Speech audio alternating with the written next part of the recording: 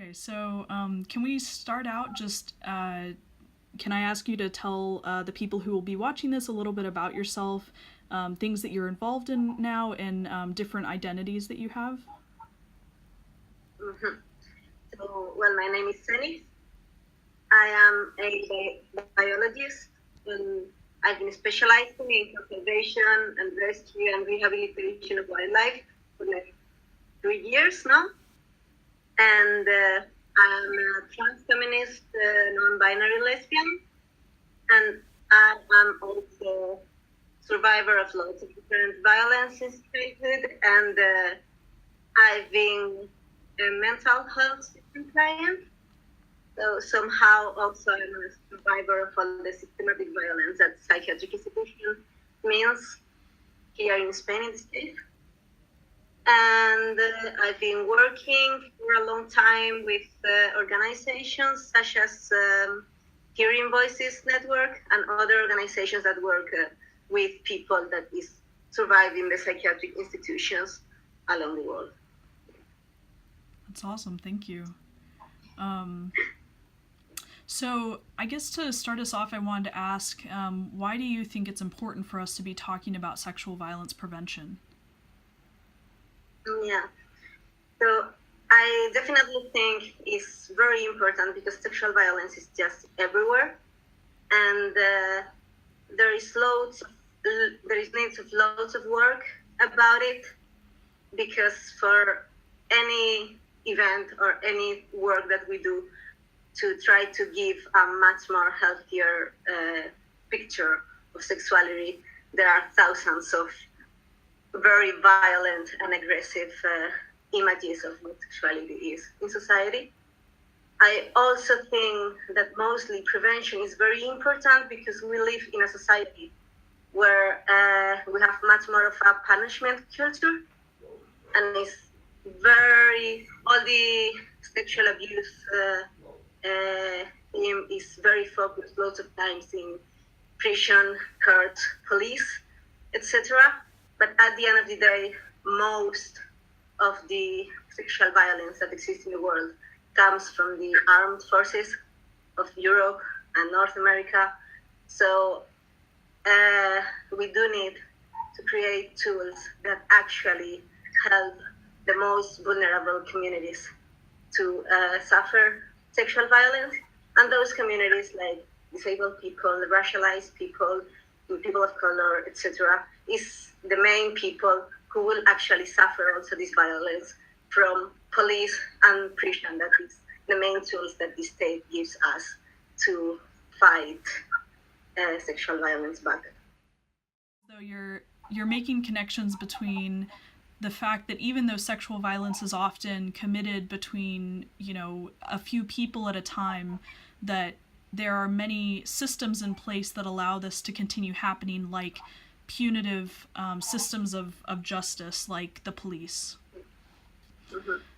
So can you talk about a little bit about how, since you are a biologist and have been working on conservation and environmental health, how do those types of things and like sustainable agriculture contribute to ending sexual violence, or on the other hand, how does environmental violence also contribute to sexual violence?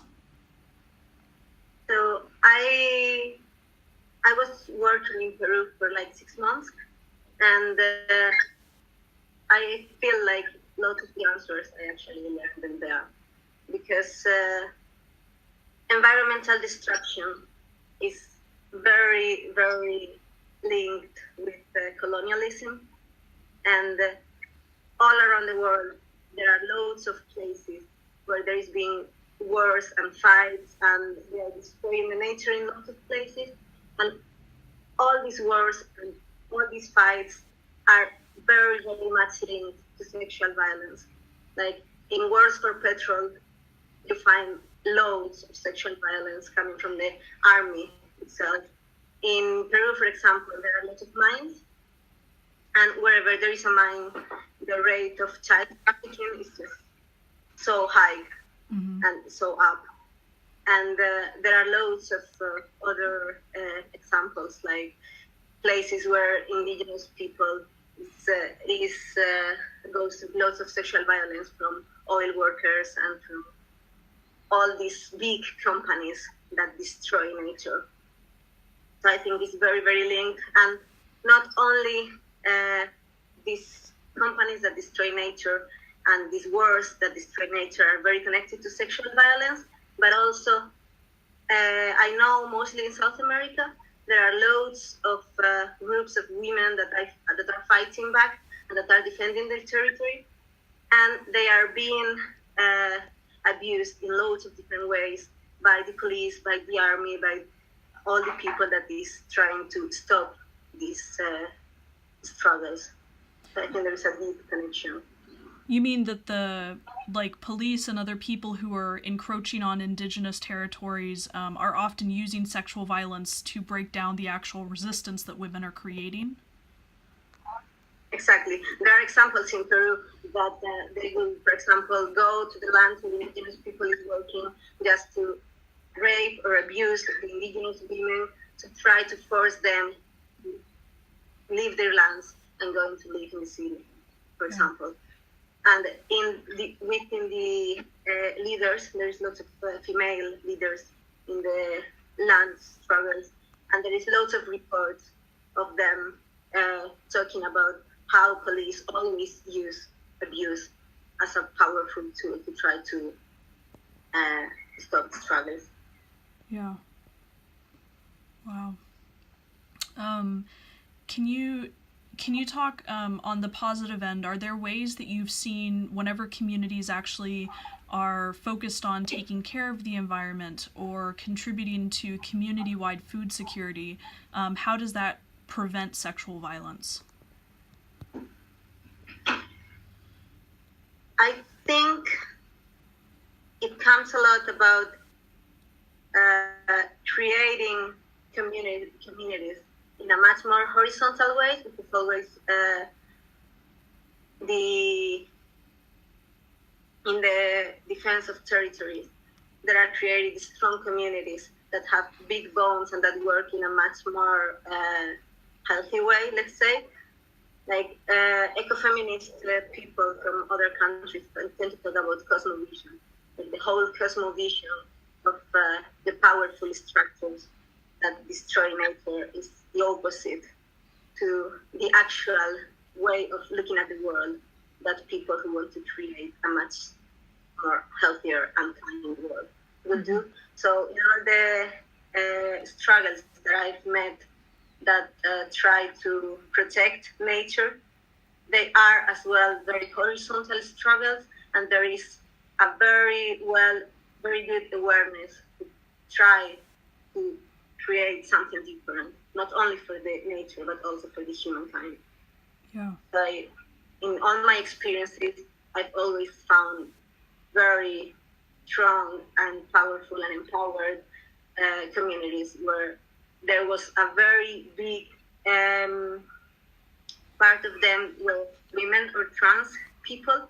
So it was also very feminist and very focused in stop any sort of violence. It's also something that happens a lot, that in any struggle about nature, there is a huge percentage of women and trans people working on it. So you always find as well a very big awareness against this sort of violence. Yeah. Does it answer the question? Yeah, thank you. I appreciate all of the wisdom and connections you're building for people. Okay, so I want to focus specifically for a moment around, for you and your experience, what are some of the ways that mental illness or neurodivergence and survivorship have intersected for you? And one of the reasons I'm asking this is because I think very often neurodivergent and disabled people are so segregated from society or forced to mask, their struggles and also skills that they gain through disability, that most healthy, abled, neurotypical people don't even experience our lives and have no concept of what living with mental illness and being proud of neurodivergence looks like. So how does survivorship and neurodivergence intersect for you? I think in my case, the problem or the issue is that I don't think I could ever tell apart which part of me comes from the survivorship and which part of me comes from just neurodivergence, because all my first memories are already part of being a survivor. Yeah. So I can't really say I have these things that are different to other people just because, let's say, I was born with it and it's part of my difference, or this is actually happening because I was raised since the very, very beginning in a violent environment. Yeah. So I know other friends that are also part of the neurodivergent community, and they can actually tell apart that, and they can say, like, I am, for example, more prone to some sort of violences just because of how I develop in the world. Yeah. For me, everything is very, very, very much linked. Like, I have certain different ways to experience and feel the world that are connected to how I learned the world in the very beginning. And this very different way of seeing the world, because I am a voice hearer and I have like unusual experiences of reality that are very different how neurotypical people will feel or see the world. These different ways of seeing the world also somehow I feel like make me vulnerable to more violence, because I kind of, I don't know how to express it, but like I get more in troubles, but not because I mean, but like I tend, I don't know, I want to say something, but I can't find the words. Well, how about, do you want to share something that you enjoy about being neurodivergent, and maybe we can talk about how that or similar experiences people read as increased vulnerability?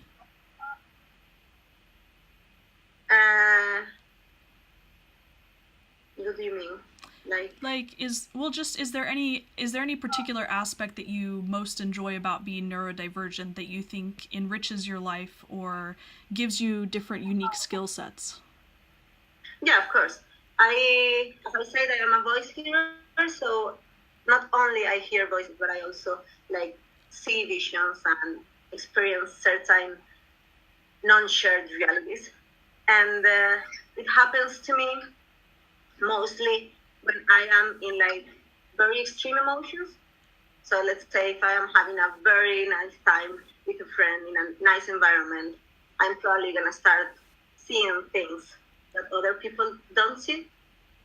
And let's take like a silly example, like if I am very happy in a moment, I'm gonna be listening to very beautiful music, and I'm gonna be like seeing that a friend that I really like is growing wings or is like some very visual things. That's very beautiful.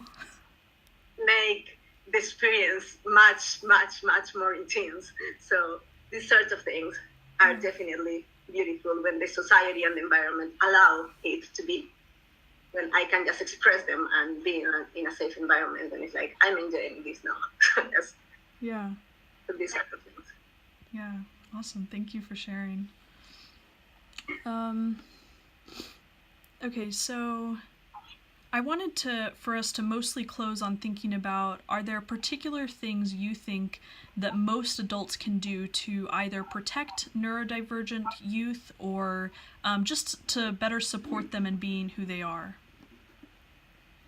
I think that it is especially important that neurotypical adults realize that they need to learn from neurodivergent adults and young people how to support us.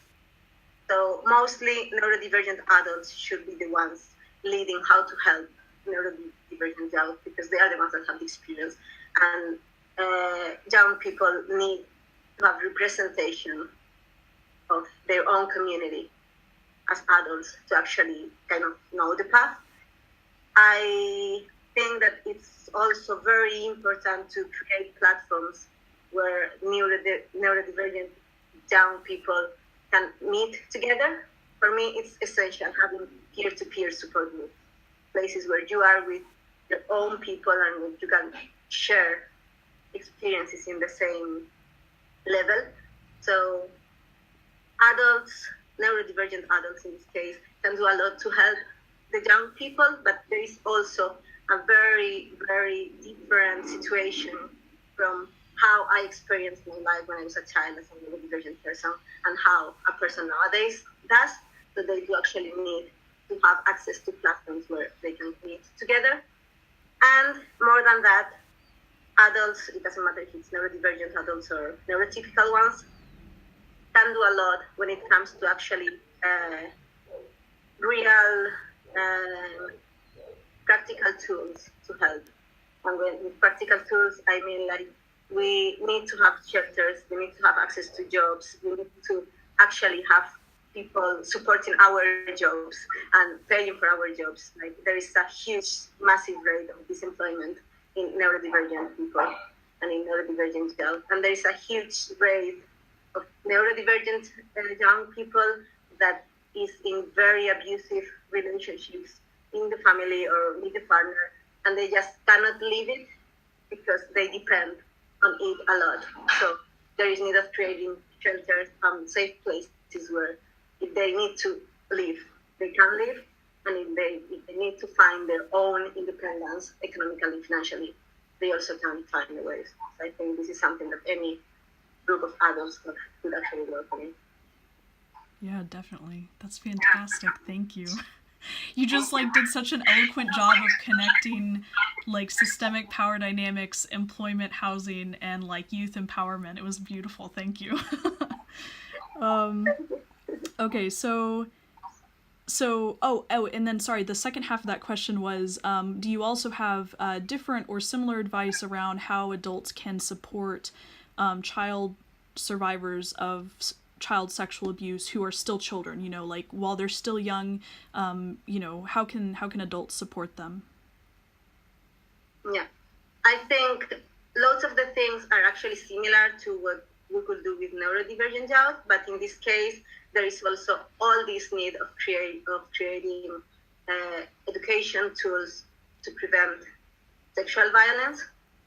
So there is a huge need of, because when they are still children, lots of times with sexual violence, they just don't know what they are going through. Mm-hmm. So there's need of creating loads of sexual education within the schools. And I don't know how it works in other parts of the world, but here, like, there is this big taboo that it seems like children do not have any sort of sexuality. Mm-hmm. And that means that nobody explains them anything. And it's very simple to start from the very beginning, teaching limits and teaching body autonomy to a kid just in the very first tickling games with a child. So, like, I think there is loads of work that can be done to actually explain children loads about sexual education and sexual violence prevention that can allow children, even in the school, to just know that they can go to a teacher and they can explain what they are going through, and then they can have some walk away from it. Yeah. Thank you. Okay, so since you're fantastic, and I'm sure lots of people will want to see some of your artwork or other things that you're working on, are there other ways that people can follow things that you do or things that you're working on? Yeah, so I do have a project that can be followed in Facebook, in Spanish though, that is called Abolition. And I work also with some different pages of female and trans poetry. One of them is called Emma Gunst in Facebook. And I also recently have started working translating different projects of Mad in America to Spanish.